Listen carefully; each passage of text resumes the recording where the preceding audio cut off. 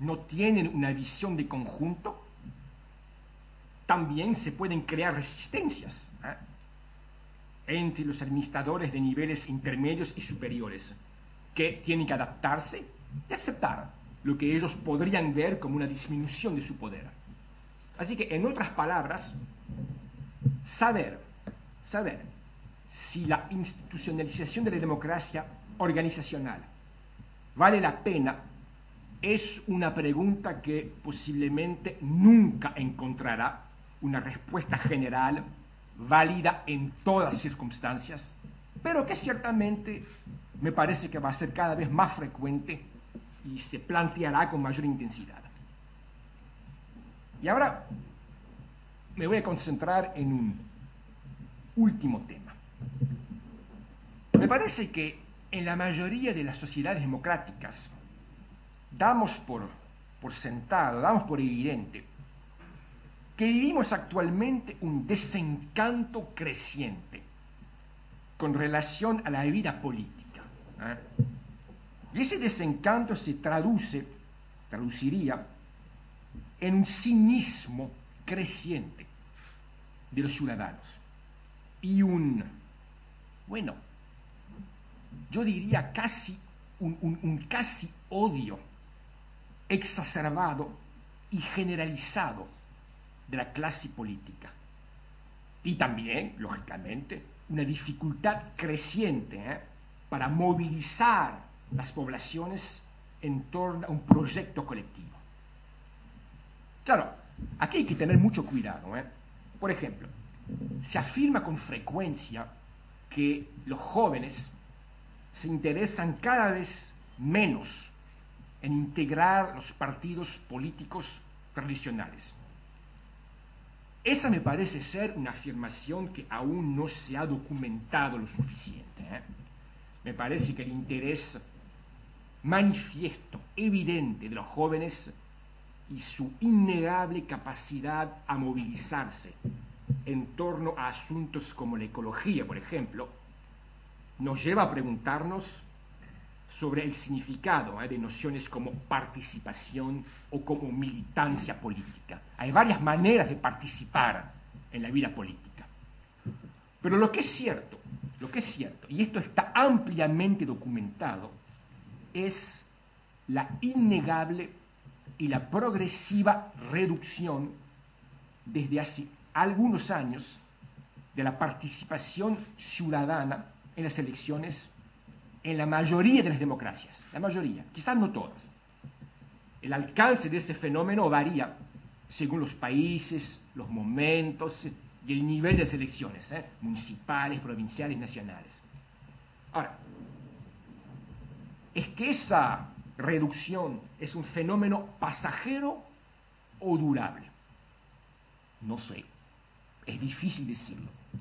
Pero sin embargo, ya que los jóvenes votan efectivamente menos que los mayores, eso es claro, y que votar o no votar es un hábito que se adquiere en la juventud y que se modifica poco después, bueno, no es ilógico pensar que si no actuamos ahora, esta participación seguirá disminuyendo. Un investigador, por ejemplo, como mi amigo Henry Milner, documentó de manera convincente la existencia de una fuerte relación entre la participación electoral y indicadores como el índice de alfabetización, de escolaridad, el tiempo consagrado a la lectura de periódicos, el tiempo que se pasa frente a un televisor, las visitas a las bibliotecas, la diversidad de las fuentes de información que utiliza una persona. Y Milner constata, por ejemplo, que los países con los mayores índices de participación electoral en las sociedades democráticas avanzadas, que son los escandinavos, son también los países donde los ciudadanos tienen los mayores niveles de conocimiento político. En pocas palabras, si queremos estimular la participación en la vida política, tenemos que reflexionar sobre las maneras de aumentar el nivel medio de conocimiento de los asuntos políticos. Ahora, esa percepción de un desencanto creciente es también un argumento, un aliciente para los que militan en favor de una reforma de los sistemas electorales de su país, cualquiera que éste sea. Ahora, aquí quiero limitarme a comentar que se observa el mismo desencanto, el mismo cinismo hacia el proceso político en países que tienen métodos de escrutinio muy diferentes.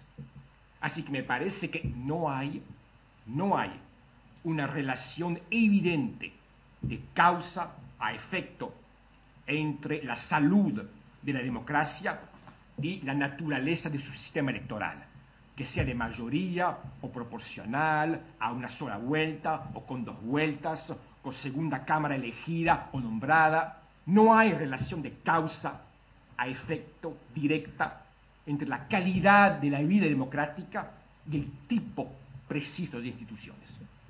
Por lo tanto, me parece difícil de establecer que un cambio de sistema electoral sería como una varita mágica que revitalizaría nuestra vida democrática. Y si me lo permiten, quiero terminar con una notita un poquito personal. Créanme, es muy fácil culpar a nuestros dirigentes políticos y acusarlos de ser flojos o incompetentes cuando ellos no tienen ningún otro margen de maniobra que el que nosotros, los ciudadanos, les permitimos. Así que cuando lo que está en juego es la buena salud y el futuro de la democracia de nuestras sociedades, me parece que como ciudadanos tenemos que hacer un examen de conciencia, cada uno de nosotros. Miren, decimos frecuentemente, siempre, decimos que queremos que nos digan la verdad, pero en realidad no aceptamos esta verdad sino cuando nos satisface o cuando es conforme a nuestra ideología. Con mucha frecuencia recompensamos con nuestros votos a los que nos dicen los que queremos escuchar y no a los que nos dicen lo que deberíamos escuchar. Porque los primeros, en vez de querer actuar, lo que quieren es durar. Nos parece normal, y eso no sé cómo eso se plantea aquí en Uruguay, pero lo veo evidentemente en Quebec, en Canadá y en Estados Unidos. Nos parece normal que nuestros representantes, nuestros políticos, vayan a servir de payasos en algunas emisiones de televisión de variedades y después los recriminamos por no comportarse con altura y con dignidad. Pues, hombre, está relacionado los dos, ¿no? Les pedimos que se vuelvan populares para recoger nuestros votos, pero nos cuesta mucho aceptar que a veces tendrían que volverse impopulares para gobernar bien. Y en definitiva, al término de esta revisión muy general, vemos surgir una curiosa paradoja.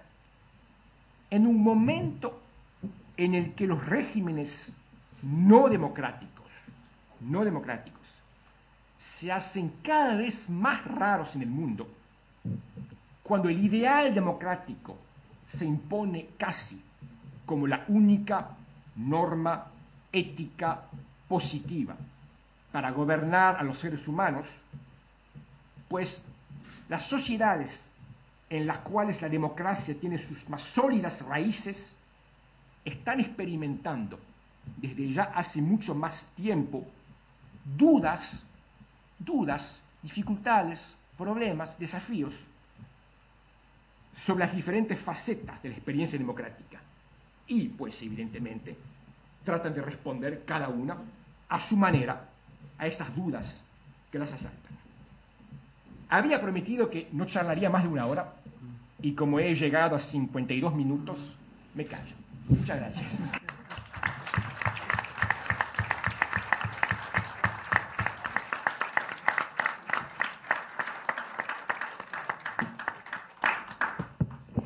Muchas gracias, José Alejandro Facal, hoy Joseph Facal en Canadá, por este desafío a la creatividad de la cultura democrática, de la cultura política de la democracia.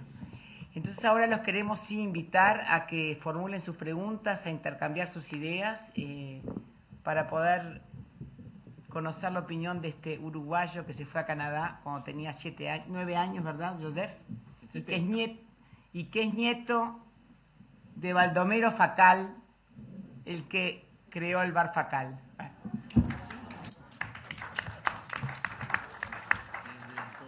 Inventó el chivito canadiense, dicen. No saben. Sí. El suceso fue suyo, ¿no? Yo no tuve nada que ver. No tuve nada que ver. Bueno, ahora sí, Javier, no llegó a ver. Mario, perdón, sí, Mario, ¿puedes identificar por favor a los que no veo y que no conozco? Mario Gindel, asesor del senador Carlos Garay. La pregunta es si puede haber democracia sin pluralidad de partidos políticos.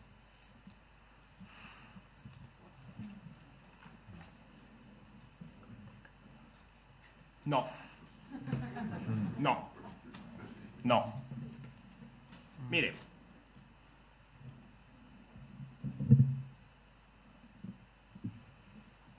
es lógico. No. Es legítimo. Es legítimo. Y esto lo digo sobre todo para los jóvenes que están aquí. Charlo mucho con ellos. Y, mire, no hay que idealizar el pasado. El cinismo hacia la política siempre existió. Y en la supuesta democracia ateniense, el 90% no votaba. Así que no hay que idealizar el pasado. Mire, es legítimo desconfiar de la política y de los políticos. Es legítimo. Y por supuesto, que la política democrática, pluralista, está llena de impurezas, de incertitudes, de fracasos, de chiquititas suciedades y de muchísima mediocridad. Eso es cierto. Pero donde no hay pluralismo, ¿qué alternativas quedan? ¿Dictadura o paternalismo autoritario o caudillismo populista? Y el rechazo, todos podridos, el rechazo de la política auténticamente democrática y pluralista, con todas sus impurezas, reactiva inevitablemente la teología. Cuando no hay política pluralista, lo que surge es la teología, con sus milagros, sus revelaciones, sus gracias, sus juicios públicos trucados y sus líderes que se imaginan ser dioses o faraones. Y el fantasma de una política radicalmente nueva, diferente, pura, perpetúa una impotencia. A mí me parece que la acción política constructiva es de precisamente instalarse en esas contradicciones, esas incertidumbres, y trabajar lentamente, difícilmente, paso a paso, de manera reformista, para superarlas. sabiendo que uno no llegará a suprimirlas. Superarlas sin suprimirlas. Porque, señor, si no hay partidos, al fin y al cabo, lo único que tendréis es el partido único. Y eso es mucho peor. Bueno, es mi punto de vista.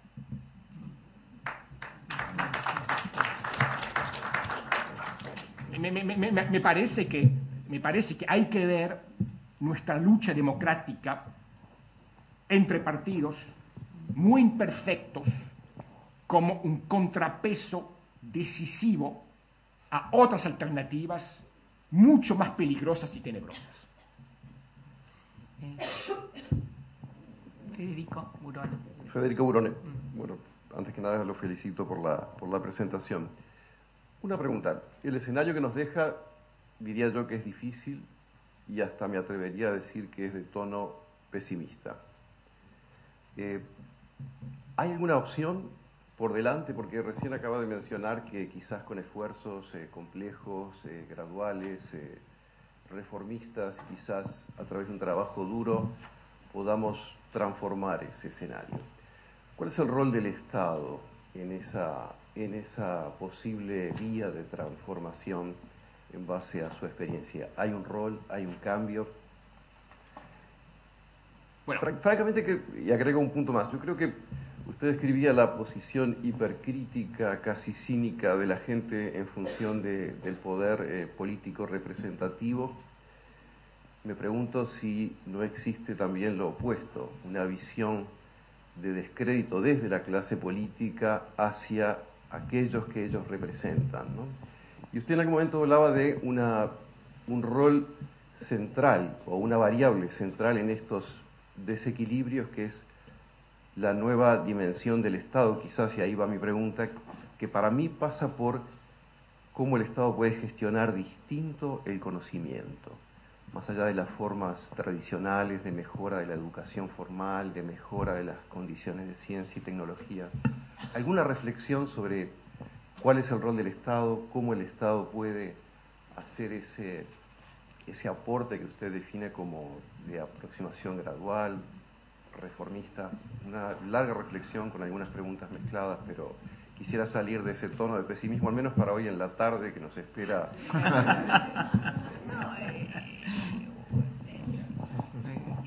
No sé si soy pesimista. No sé, quizás ahora que me alejé de la vida política y que la veo de manera con más distancia, soy más crítico, pero no, me parece que también tenía una notita de esperanza, sobre todo cuando en mi manera de responder a la pregunta de antes, diciendo que mire, son seres humanos de carne y hueso y que tratan de hacer lo mejor que pueden. Bueno, pesimismo. Yo respeto su punto de vista, quizás soy un poco pesimista, pero no, me parece que tengo también otra cara de la moneda que es más optimista también. El rol del Estado, mire, no me parece que hay una respuesta general sobre el rol del Estado valable en todas circunstancias y todas sociedades. Estoy aquí en Uruguay desde hace 48 horas y me doy cuenta que la situación es radicalmente distinta a la de Canadá y de Estados Unidos. Así que no puedo plantear una respuesta, una temática válida para todas circunstancias. Lo que me parece ser común es que efectivamente el Estado y nuestra vida democrática en todas nuestras sociedades se está enfrentando a problemas comunes.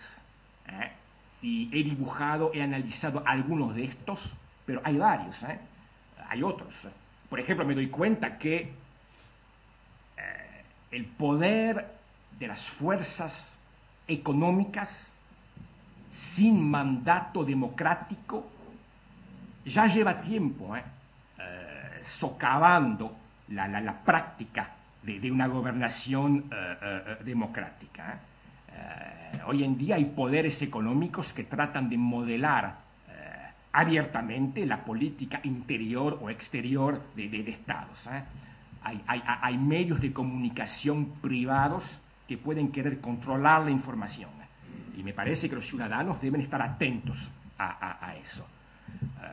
Por ejemplo, me doy cuenta que, no sé cómo es aquí, no voy a atreverme a comentar, pero lo que veo de donde yo vengo es que, por ejemplo, las elecciones se están convirtiendo cada día más en un ejercicio de marketing y que reducen una gran parte de la vida política en eventos mediáticos y publicitarios.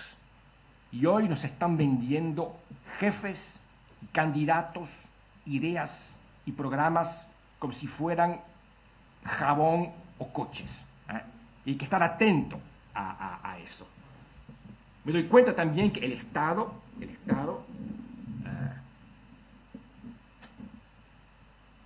hay fuerzas que tratan de imponer en el Estado criterios mercantiles como la relación entre costo y beneficio, eficacia, la rentabilidad, que son importantes, claro, no lo disputo, son importantes, pero que me parecen ganar en peso cada día más.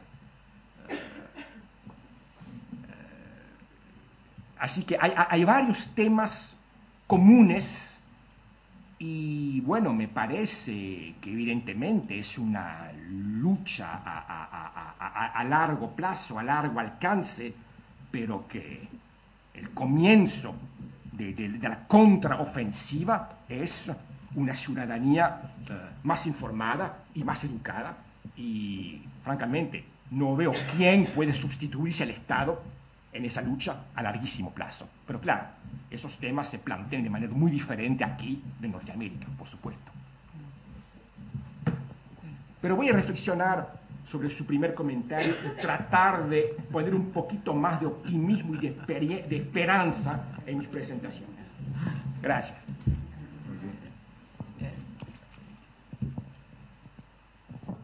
Gracias. Yo también para colaborar.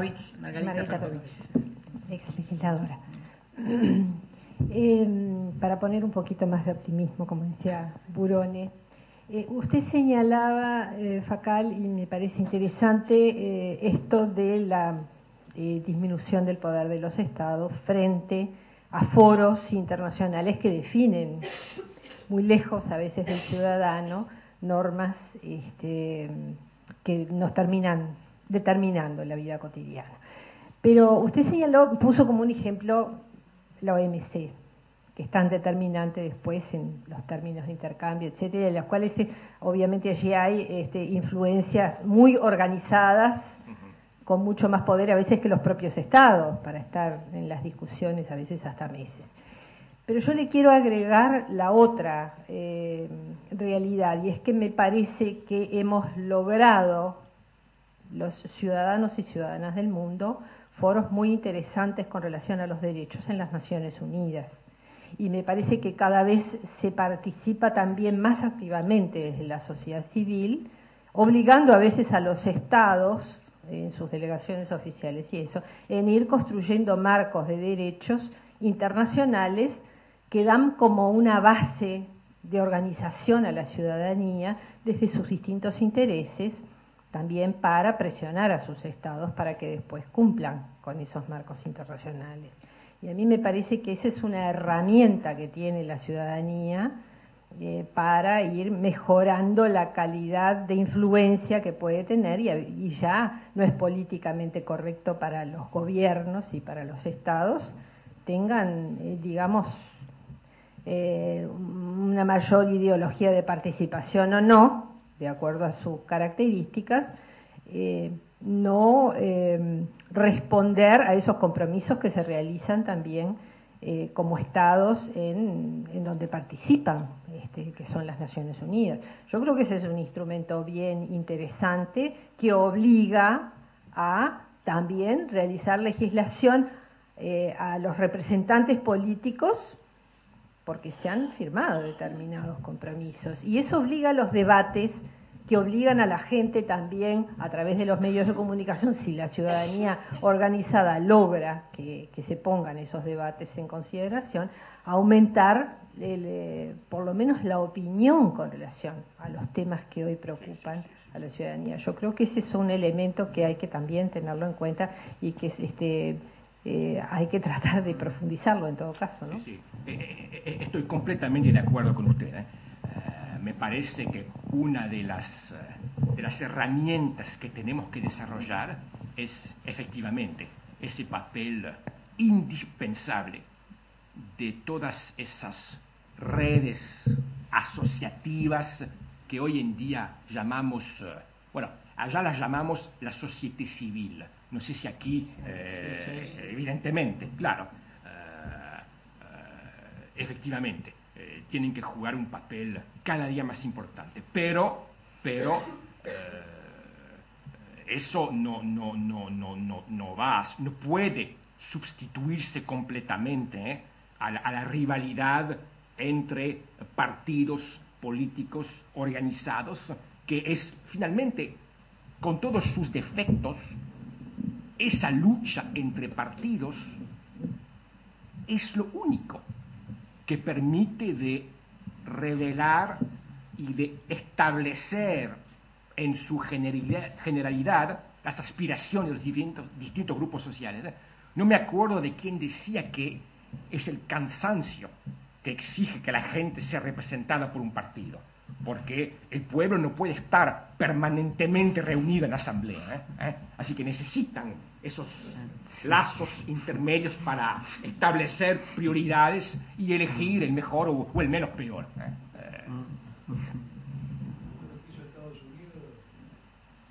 Daniel. El señor Obama, elegir el menos malo. Daniel con el micrófono. Daniel Ceferino, uruguayo, radicado en Toronto, que volvió ayer para escuchar al señor Facal. En realidad... Puede escucharme allá, es más barato. En realidad voy a ser más honesto que la profesora Carmen Rico. Volé para con una gota de optimismo disfrutar de cómo estos 11 muchachos o toda la selección en realidad cambiaron a este país. Es increíble. De diciembre a hoy lo que es este país no se puede creer. Estoy muy contento de la inversión de los $1.200 en el ticket aéreo.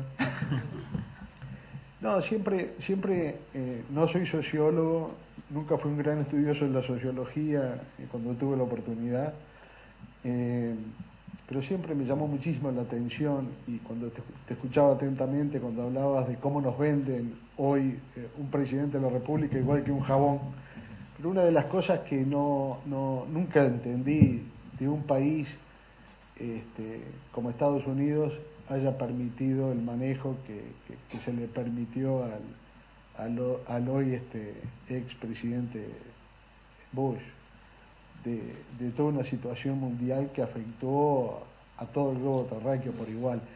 Y como dejaste las filas políticas y como tampoco comprometés a Uruguay en tus declaraciones, capaz que me podés dar una breve opinión de las barbaries que llegó a cometer un electo por el pueblo, ¿no?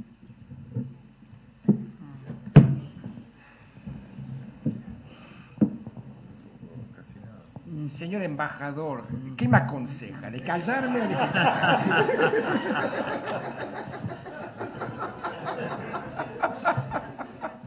La academia tiene... Mira que yo vivo en Canadá también. Sí, bueno, la academia es un ámbito de libertad total.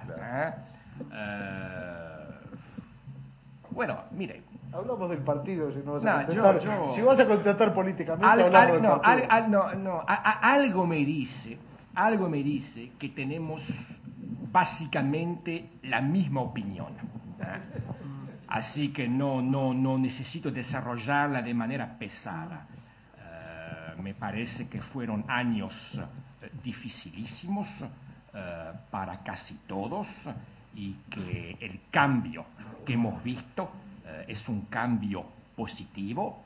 Claro, nos estamos dando cuenta que los hombres políticos no caminan sobre el agua como Jesús, y que la lucha política cotidiana es dificilísima y que las esperanzas de hace un año están volviendo a niveles más razonables, pero es eso la vida política, es el trabajo cotidiano y difícil paso a paso, pero que evidentemente es un cambio positivo. Dicho esto, el predecesor fue elegido, votado democráticamente 2 veces, y eso es una de las consecuencias de ser profundamente democrático. Tenemos que vivir con los resultados cuando no nos gustan.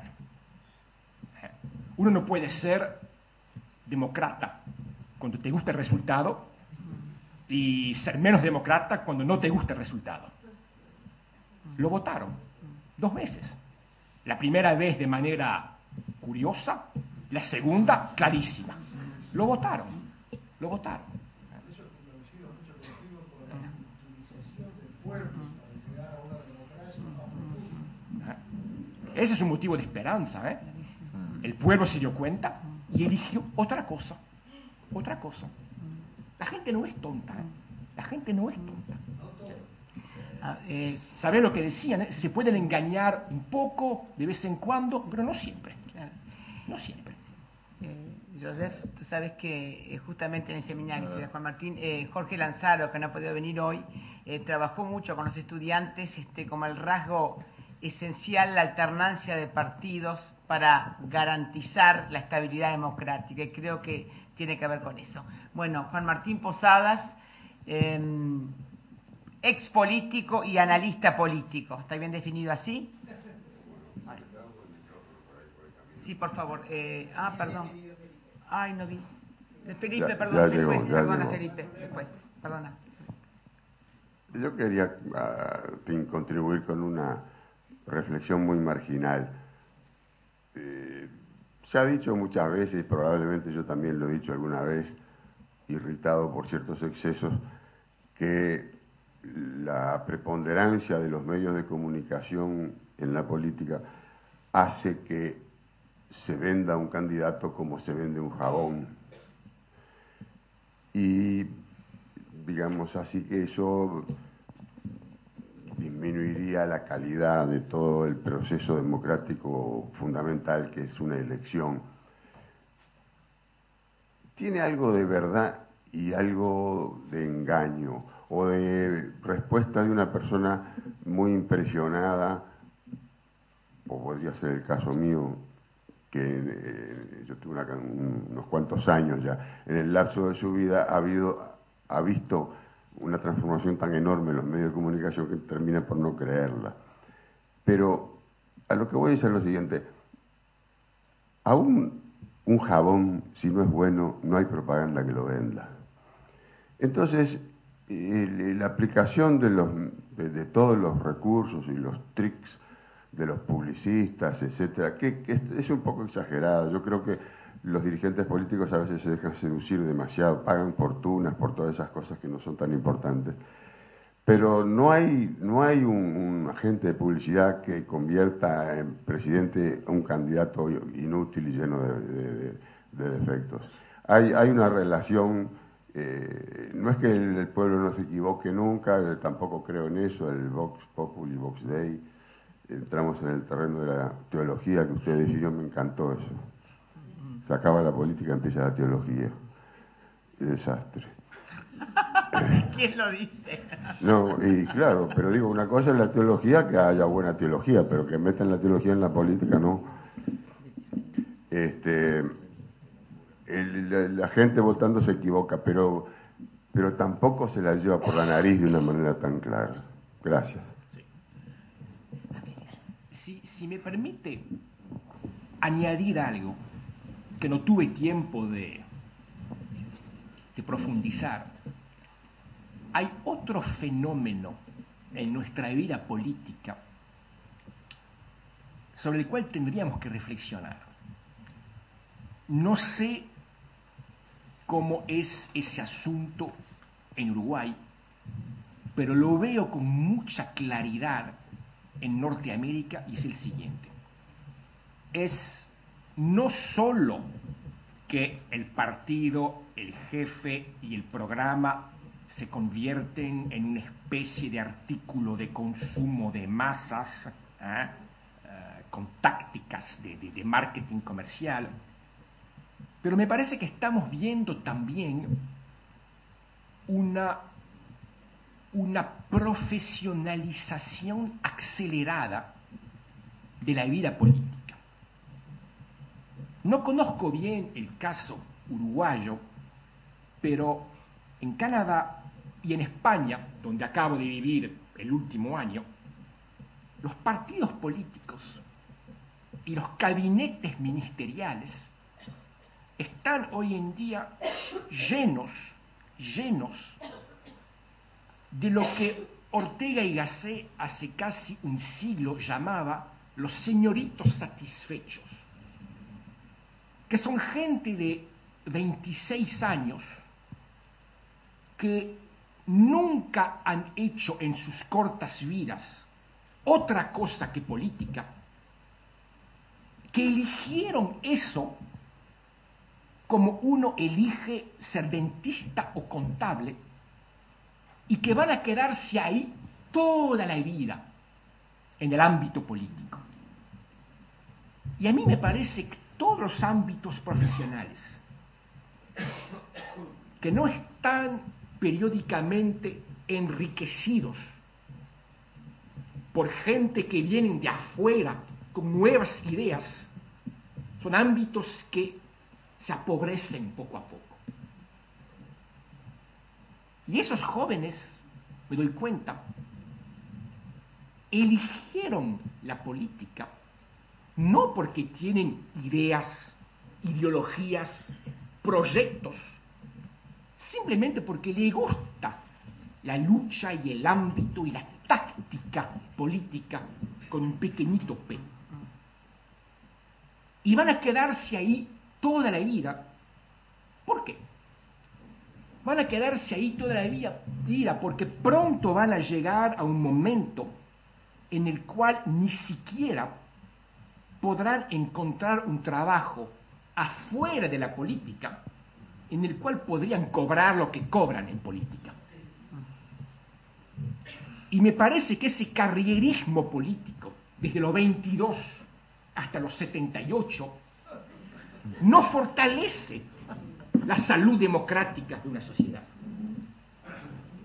Y yo me acuerdo de una época en la cual un abogado prestigioso, un rector de universidad, un banquero, un empresario o un artista podía decidir de poner entre paréntesis su carrera y de dar 4, 8 o 10 años a la vida política y volver después a la vida académica o al ámbito de los negocios. Y hoy es mucho más raro. Hay una especialización de la vida política que no me parece ser algo positivo. Claro, hace más de 100 años, ¿saben? Dos sociólogos famosísimos, Weber y Durkheim, nos explicaron que en sociedades cada vez más complejas el trabajo se especializa. Hoy no sos cirujano, sos cirujanos vascular, o de todo se especializa, también la política. Pero no me parece sano que el ámbito político esté lleno de gente que nunca han hecho otra cosa que eso en sus vidas profesionales. Y esa es una nueva tendencia que veo desde hace 20 o 30 años y me parece, bueno, voy a añadir un poco más de pesimismo, discúlpame. Bueno, si les parece tenemos 2 preguntas, 3 y terminamos porque prometimos en homenaje a la Celeste, en homenaje a Facal que también es uruguayo. Entonces estaría Felipe Arocena primero, Guillermo Millacet después y después María Luisa, perdón. Felipe. Sí, Bien corto. En toda su exposición usted expresó múltiples aspectos que están amenazando la legitimidad de las democracias. Y esto no es nuevo, esto tiene una historia muy larga. Por poner mencionar un solo ejemplo, recuerdo el libro de Jürgen Habermas, Crisis de legitimidad en el capitalismo tardío, que ya tiene más de 30 años. Y sin embargo la democracia sigue firme en Occidente y no han habido prácticamente rupturas de la democracia. Y más desde la propia región en la cual estamos nosotros, en América Latina, se ha hablado, encarnando muchos de los problemas que usted mencionó, de la paradoja de la democracia. Es decir, un momento histórico en donde todos los países en América Latina pueden considerarse democráticos, salvo Cuba y Venezuela ahora al borde del precipicio. Nunca en la historia de América Latina hubo tantas democracias como en el momento actual. Uno puede discutir si son más o menos saludables, más profundas o más superficiales, con más o menos problemas. Pero de hecho todos los países tienen instituciones que más o menos funcionan, y de hecho cuando esas instituciones no funcionan, se diseñó un mecanismo de respuesta para que los países que salen de la senda democrática vuelvan a encauzarse a las democracias.